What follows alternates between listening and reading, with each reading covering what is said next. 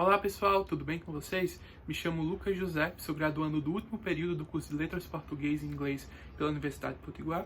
E para esta sequência de vídeos, eu e meus amigos, meus colegas de curso, Fábio Roberto, Nicolas Melo e Yasmin Saraiva, preparamos como requisito final do nosso estágio obrigatório um mini curso sobre a poesia do Carlos Drummond de Andrade, um dos maiores poetas de língua portuguesa. Este vídeo que você está assistindo nesse momento, ele é o último dessa trajetória. Então, caso você tenha caído aqui de paraquedas, recomendo fortemente que você clique aqui no nosso card e vá para a nossa playlist e lá confira os outros vídeos, certo? Que antecederam a este. Neste vídeo, nós vamos encerrar nossa lista de exercícios, certo? Que vocês podem encontrar aqui na descrição, o link para ela. Recomendo fortemente que vocês resolvam os exercícios antes de assistirem a aula, porque aí vocês podem treinar sozinhos e depois vão poder ver como foi o meu raciocínio para chegar à resposta das questões. Então, vamos lá?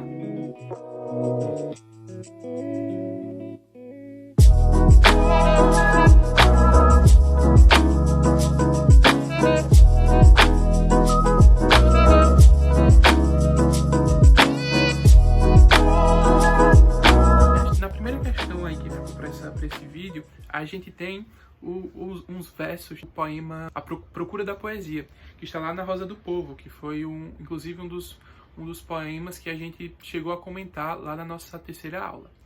Este poema, a gente viu que ele era um pouco inconstante em relação ao anterior, né? Ele aparentava uma certa instabilidade, porque no poema anterior a esse a gente vê o Drummond ele realmente dizendo que a poesia dele atravessa o povo como uma lâmina, né? O povo atravessa a sua poesia como uma lâmina, que a terra dele, né, é os homens, os doentes, os mortos, tudo que rodeia o mundo faz parte da sua terra poética, né?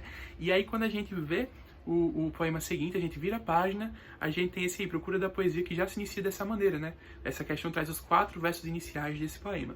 Não faça versos sobre acontecimentos, não há criação nem morte perante a poesia. Diante dela a vida é um sol estático, não aquece nem ilumina. Então, traz uma outra ordem, né? Que é justamente, deixa a sua poesia distante da vida, distante do mundo. Para a poesia, a vida, o mundo deve ser apenas um sol estático, que não aquece nem ilumina. Vamos ver o que pede o enunciado, né? Uma das constantes da obra de Carlos Drummond de Andrade, como se verifica nos versos acima, aí tem aí, né? Letra A, a louvação do homem social, de forma alguma, né? Isso aí não aparece no texto, pelo contrário, a gente tem, se a gente for pensar o texto inteiro, né, a gente tem um chamamento a desvincular a poesia da vida social. B, negativismo destrutivo, também não. C, a violação e a desintegração da palavra, isso também não é trazido pelos versos, né? Pessimismo lírico, também não. E a letra E, né, questionamento da própria poesia, que é justamente o que a gente vê e é realmente uma das constantes da obra do Drummond. Em quase todo o livro dele a gente vai ter algum poema que se volte a se fazer poético, né? Inclusive lá naquela antologia poética que ele preparou, né, ao se aposentar, quando chegou a 60 anos, ele tem uma seção só sobre reflexões sobre a própria poesia, né? E aí vai. Então, pessoal, continuando aí a nossa lista, a gente tem uma questão lá do ITA, de 2005, e traz um poema do Claro Enigma. Em Claro Enigma, só para lembrar, a gente tem esse Drummond mais metafísico, que vai se afastar um pouco daquelas questões sociais e vai olhar para a inquirição da existência humana, né? Questões mais universais, como o amor, o tempo, a morte, o desejo, esse tipo de coisa. E aí ele traz aí o poema Memória, que é um conhecidíssimo também do Drummond. O livro Claro Enigma, uma das obras mais importantes de Carlos Drummond de Andrade, foi editado em 1951. Deste livro consta o poema a seguir. Memória. Amar o perdido deixa confundido este coração. Nada pode o ouvido contra o sem sentido apelo do não. As coisas tangíveis tornam-se insensíveis à palma da mão. Mas as coisas findas, muito mais que lindas, essas ficarão. Sobre esse texto, é correto dizer que... Então a gente tem um enunciado aí que não dá nenhum direcionamento específico, né? Ele só quer realmente uma interpretação do texto. E aí o que é que a gente tem nesse poema? Primeiro a gente já percebe uma forma mais ordenada, né, com rigor formal. A gente tem sempre estrofes de 3 versos, com rimas, né? Perdido, confundido, ouvido, sentido, tangíveis, insensíveis, findas e lindas. E sempre o último verso de cada estrofe, a gente termina com ão, né? Coração, não, mão, e ficarão. Então isso é bem uma característica do Drummond desse período. Quando a gente passa para o plano do conteúdo, né, a gente percebe aí que o Drummond está lidando com um tema que vai perpassar o Claro Enigma como um todo, que é o tempo. E quando a gente fala sobre memória, né, a memória vai ser um tema muito importante para o Drummond depois dos anos 60, né, quando ele entra numa fase bem memorialística. Na verdade, sempre foi, né, mas a partir dos anos 70, ele está perto de morrer já, né, ele morre... Nossa, já matei o cara, né, ele morre em 87. Então, a partir de 70, ele volta, olha para o passado, para a família, para Minas, e reflete muito sobre essa questão do tempo, né? Com esse tom memorialístico. Mas aqui, ele vai dizer o seguinte, né? Amar o perdido deixa confundido este coração. Então, a gente tem esse coração que se sente confundido, né? Por quê? Porque ele quer, na verdade, aquilo que se perdeu, aquilo que não tem. Então, é um sintoma do ser humano, né? Algo bem sintomático da gente, desejar aquilo que a gente não tem. O que se foi, o que se esqueceu, algo que a gente não pode ter, ou então alguém que a gente queria, a gente amava e não pôde firmar laços com essa pessoa, né? Aí a segunda estrofe. Nada pode o ouvido contra o sem sentido apelo do não. Então aí a gente tem esse ouvido, né, no sentido de esquecimento. Então, nada pode o esquecimento contra o sem sentido apelo do não. Esse apelo do não é mais uma imagem de negatividade que a gente vê muito nesse livro do Claro Enigma, né? A escuridão, o vazio. Então, esse apelo do não aí é o próprio tempo, né? O tempo é também visto como uma negatividade, porque ele contribui para o esquecimento, e o esquecimento nada pode fazer contra ele. O esquecimento sempre vem. Passando, né, para a próxima estrofe, diz o seguinte: as coisas tangíveis tornam-se insensíveis à palma da mão. Ou seja, aquilo que a gente pode tocar, o que é físico, o que está aqui com a gente, não é o perdido nem o esquecido, elas se tornam insensíveis à palma da mão, porque elas sentem o tempo passar, né? Então, tudo que a gente toca, que a gente tem, que a gente sente, de alguma maneira vai se esmaecer pelo tempo. Mas as coisas findas, muito mais que lindas, essas ficarão. Então, essa estrofe final é muito importante, porque ele mostra que por mais que tudo se vá, não tem problema, porque o ser humano, ele ama o perdido, ama o que se findou, né? Tudo que se perde, tudo que se vai pelo tempo, vira memória, né? Não tudo, né? Mas aquilo que marca a gente, aquilo que a gente deseja. Então, é isso que essa estrofe final diz, né? Mas as coisas findas, muito mais que lindas, essas ficarão. As coisas findas que largaram o material e se eternizaram na memória. Venceram, de certa forma, a negatividade do tempo. E aí o comando da questão diz o seguinte: sobre esse texto é correto dizer que a letra A passagem do tempo acaba por apagar da memória praticamente todas as lembranças humanas. Quase nada permanece. Não é isso, né? O texto, pelo contrário, vai dizer que a gente ama o perdido, o que se esqueceu e as coisas findas que ficam. B. A memória de cada pessoa é marcada exclusivamente por aqueles fatos de grande impacto emocional. Tudo mais se perde. Aqui a gente tem uma questão que vai generalizar bastante, É marcada exclusivamente.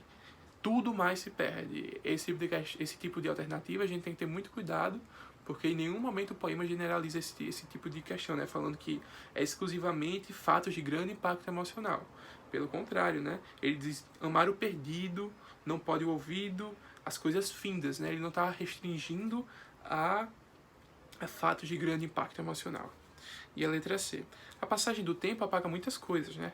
Lá na terceira estrofe. As coisas tangíveis tornam-se insensíveis à palma da mão.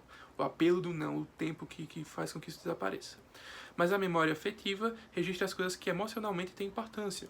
Essas permanecem. Então, realmente, essa é a alternativa correta, porque ela traz justamente a questão de que o que se vai, o que se perde, quando entra na memória, elas importam e elas ficam com a gente. Letra D. A passagem do tempo atinge as lembranças humanas da mesma forma que envelhece e destrói o mundo material. Nada permanece. Não é essa, né? Obviamente a gente já viu que o fim do permanece na memória. Letra E. O homem não tem alternativa contra a passagem do tempo, pois o tempo apaga tudo. Já não é essa, né? A gente já viu que o tempo, na verdade, perde às vezes para a nossa memória. E passando para a questão seguinte, a gente tem mais um poema do Claro Enigma, né? Que é o Legado, outro poema muito conhecido do Drummond. Esse aí é um soneto. Então, mais um traço aí do Claro Enigma, né? Esse retorno às formas clássicas. Que lembrança darei ao país que me deu tudo que lembro e sei, tudo quanto senti. Na noite do sem fim, breve o tempo esqueceu-me em certa medalha e a meu nome se ri. E mereço esperar mais do que os outros, eu? Tu não me enganas, mundo, e não te engano a ti. Esses monstros atuais não os cativa, Orfeu, a vagar taciturno entre o talvez e o se. Não deixarei de mim nenhum canto radioso, uma voz matinal palpitando na bruma, e que arranque de alguém seu mais secreto espinho. De tudo quanto foi meu passo caprichoso, na vida restará, pois o resto se esfuma, uma pedra que havia em meio do caminho. É compatível com o poema de Drummond, que se encontra na seguinte alternativa. Então, o que é que a gente tem nesse poema? A gente tem, mais uma vez, o Drummond refletindo sobre uma questão pela qual o tempo perpassa, né? Que é o legado. O que é que a gente deixa quando se vai? Quando o tempo leva a gente. E aí ele que termina questionando muito sobre o que ele fez, né? Que foi a poesia. E aí ele vai dizer o seguinte: que lembrança darei ao país que me deu tudo que me lembro e sei, tudo quanto senti, o que eu vou deixar para esse país. E aí, por mais que o Drummond tenha sido um poeta que tenha recebido seus louros, né, ele diz o seguinte: na noite do sem fim, breve o tempo esqueceu uma incerta medalha, ou seja, o tempo vai se esquecer essa incerta medalha que ele recebeu pela crítica literária, vamos dizer assim. Então, e a meu nome se ri, ele espera que o tempo ria dele próprio, né? Ele se vá e o legado dele seja esquecido, ou então seja reavaliado de uma maneira negativa. Isso tudo dentro dessa perspectiva do claro enigma, que é de muita negatividade. E depois, e mereço esperar mais do que os outros, tu não me enganas, mundo, e não te engano a ti. Esses monstros atuais não os cativo Orfeu, a vagar taciturno entre o talvez e o si.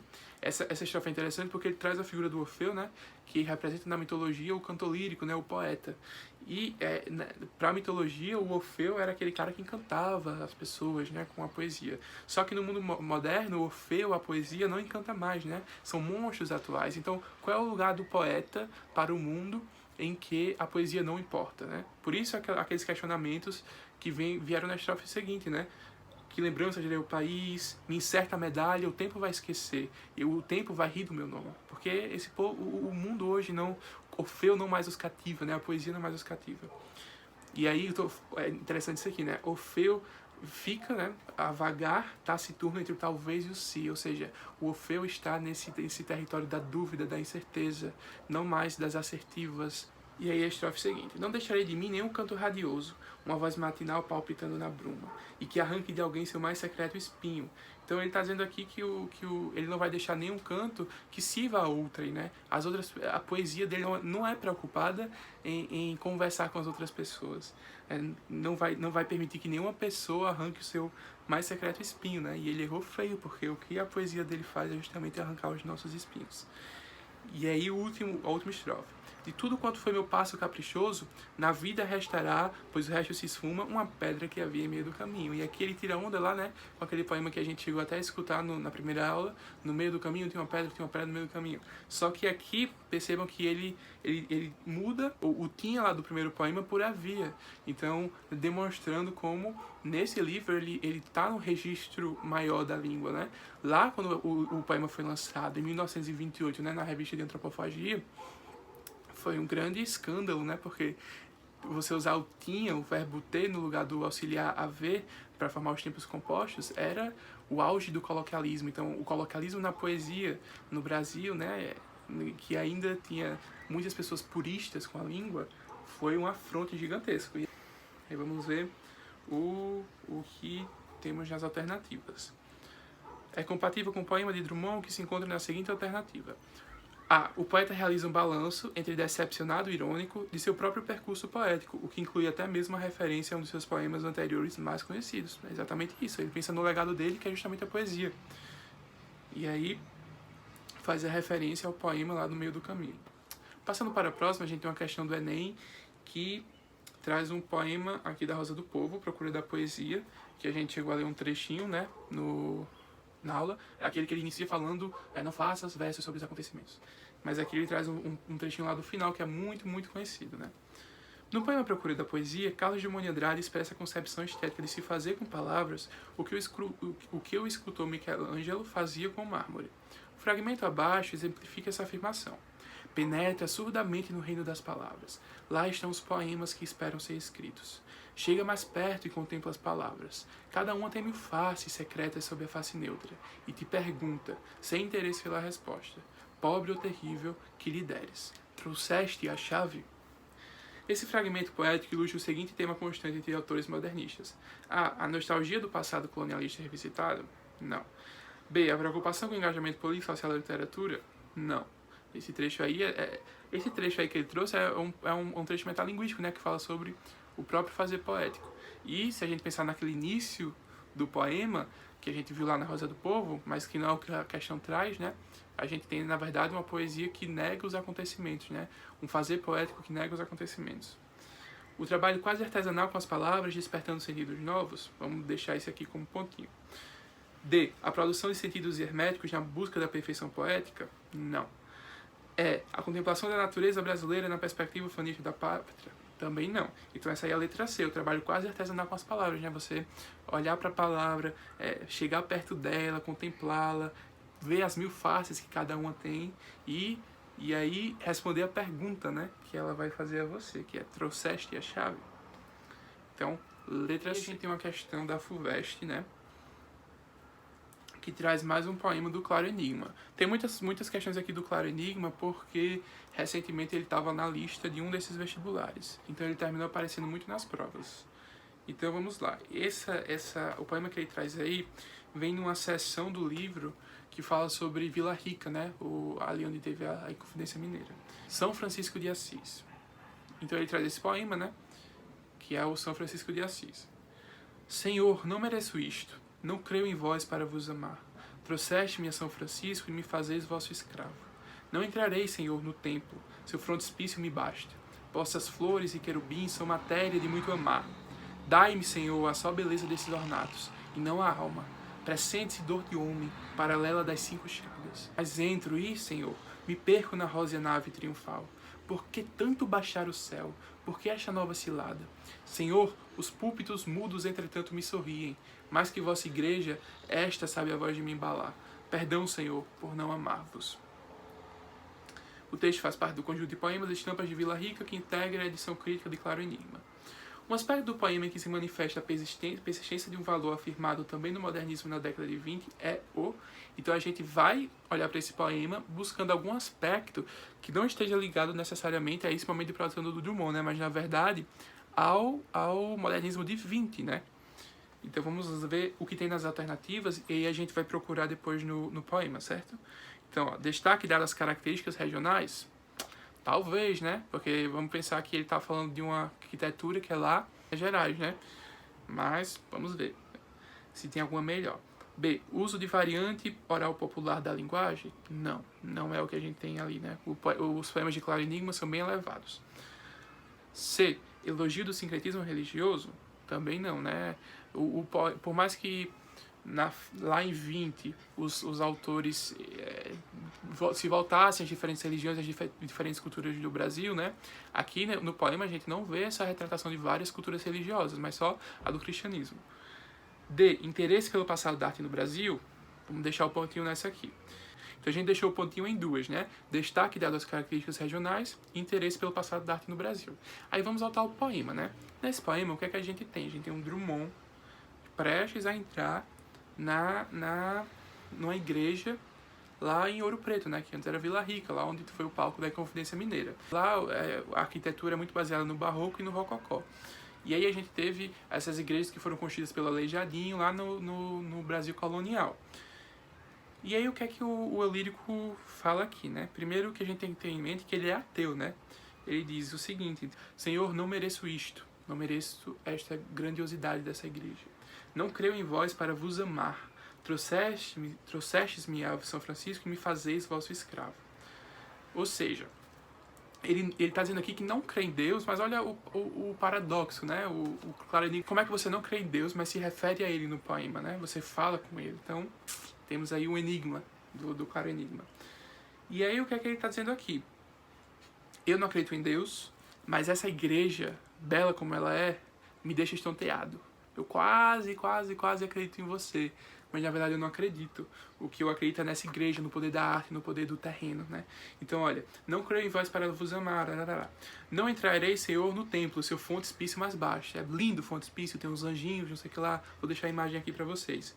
Vossas flores e querumbis são matérias de muito amar. Dai-me, Senhor, só a beleza desses ornatos. Ele só quer a beleza do que tem ali, da arte, né? Não quer realmente a experiência do místico da religião.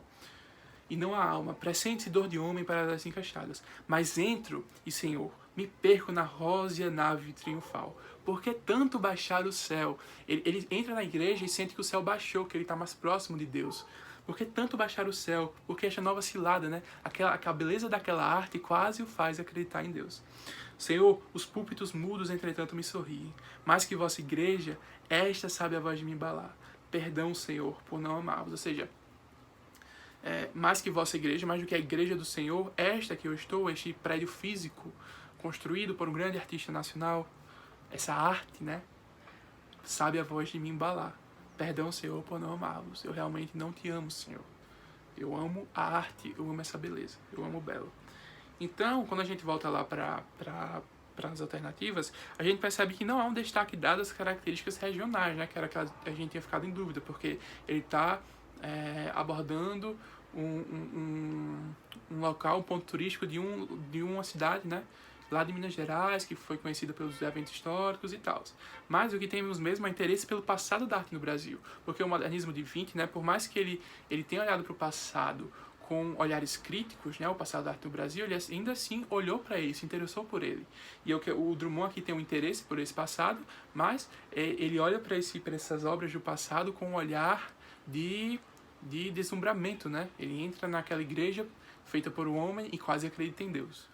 É isso, pessoal. Esperamos que você tenha aproveitado muito essa trajetória pela poesia do Drummond e também que tenha desenvolvido suas habilidades para responder questões objetivas de literatura, né? Eu sei que questões de literatura objetivas são um massacre, né? Porque o texto literário, ele é aberto, ele não é nada objetivo, então você fixar sentidos é muito, muito, muito complicado, mas vocês têm que ir atrás da terceira via do texto, né? Não é nem a sua interpretação, nem a daquela outra pessoa, nem a de fulano. É realmente aquilo que o texto emana com mais naturalidade. E às vezes é complicado porque nem os elaboradores da questão pensam nisso. Então realmente é um desafio muito grande responder questões de literatura no Enem. Mas a dica que eu deixo para vocês é sempre se atentem aos textos que são trazidos. Você pode, se você for para, por exemplo, fazer uma prova do Enem ou de outro vestibular, pensando que o Drummond é um poeta apenas social da segunda fase modernista, você vai se deparar com poemas como esses de Claro Enigma e vai ficar, meu Deus, o que é isso? Aí você pode terminar marcando um distrator que considere apenas essa característica do Drummond social e que você pensa que ele é apenas um poeta social, e aí se esqueça de toda a obra dele, né? E principalmente, se esqueça de associar com o texto que trazem para você. Então é muito importante ter muita atenção ao que o texto coloca, certo? Então é isso, muito obrigado por nos acompanhar até aqui. Esperamos que vocês tenham aproveitado muito essa jornada e tchau, tchau!